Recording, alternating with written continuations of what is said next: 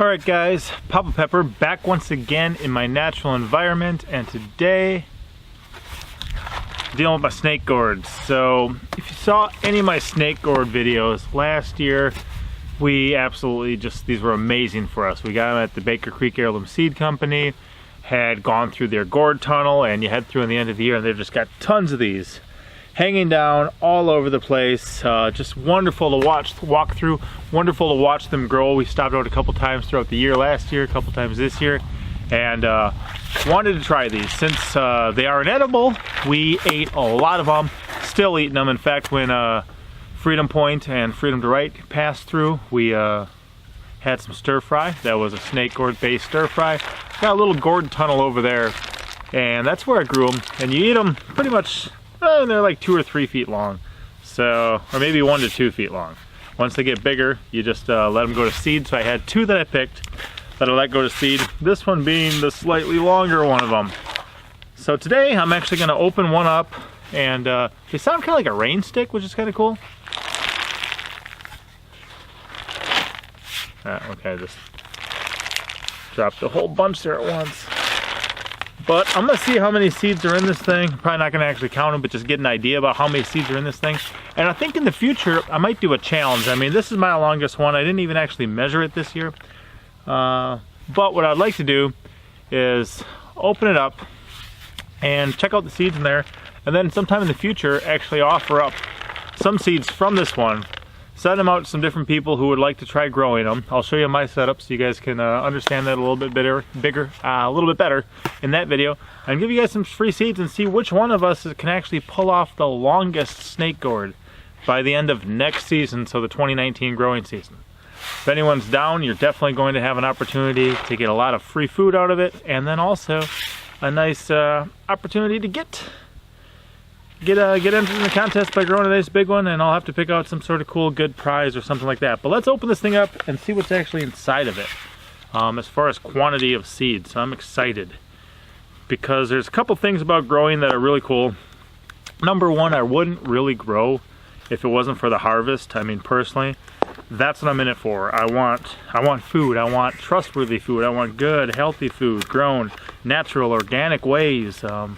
Something that you can actually enjoy, and it's not chemicals, it's not things that are killing other creatures, you know, it's not covered and saturated with different insecticides or pesticides, things like that. So we're opening this guy up and we're going to see what's inside. But then the second thing besides the food that I really enjoy is going to be the seeds. You know, once you get growing, you can keep going for years and years and years. So, oh man.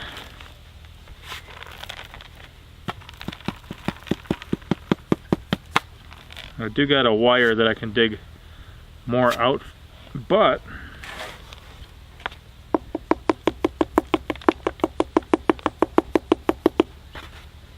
wow. Check this out, guys. There's a little bit of the, we'll call that chaff. And then we've got the seed there. Let me just check that out. So at a glance, I'm gonna say we got a couple hundred good looking seeds. Since some of them actually kind of turned completely to brown, I'm gonna guess that the little flaky white ones aren't gonna be viable. They're not gonna be fully matured. But wow, we've got a good pile of seeds there. So like I said, and then even like in a case like this, like if I'm growing to try to make the biggest ones I possibly can, and I grew these two to maturity, and the one was a couple inches longer than the other one, then you're gonna want the seeds from the big one to try to grow your next biggest ones and kind of keep the bigger genetics growing. These were actually off 2 different plants too. So, you know, this might have been the hardier plant. But I've got a pile of seeds here.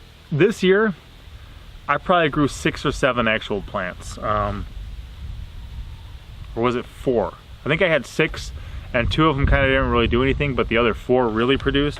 So if you think about 4 seeds of this, actually providing an incredible year's worth of, you know, good supply of food that year for my family, then all that other stuff, you know, there's just extra potential for me to bless others, that type of thing. So I don't think there's anything else left in here. So then oh, there's a couple. I wonder, you know, what I can actually use these for. Kind of short for a didgeridoo. But I don't know. We'll figure it out. Interesting anyway. So guys, that's my snake gourds. These are the mature ones. Like I said, I'll leave this one full for right now so I don't mix up the seeds. I'll take the ones from this and I'll get them sorted out, cleaned out, and I think I'll be back, like I said, with just a grow challenge of anyone who would be interested in trying some of these. And I'll link some of my previous videos about how we prepare the stir fries with them, and man, they're just so good. We definitely enjoyed them so much. We just either slice them up or slice them the long way a couple times and then slice them up. So we eat one slice this way, makes like 4 of them this way. They're quartered, and then we just throw them right in the stir fry. Naturally, they seem to taste almost like the baby corns you get in stir fries like that. But you know, when I was taking these 1 to 2 feet long, that'd be like a whole meal for my family. And we got a pretty good sized family. So, all right, guys, I'll see you next time. Papa out. As always, I'm Papa Pepper, and I'd like to remind you, don't post for free. If you'd like to be part of a revolution in social media, an economic power to the people where users can actually blog for cryptocurrency, then I'd recommend that you check out steemit.com and join the revolution. Papa out.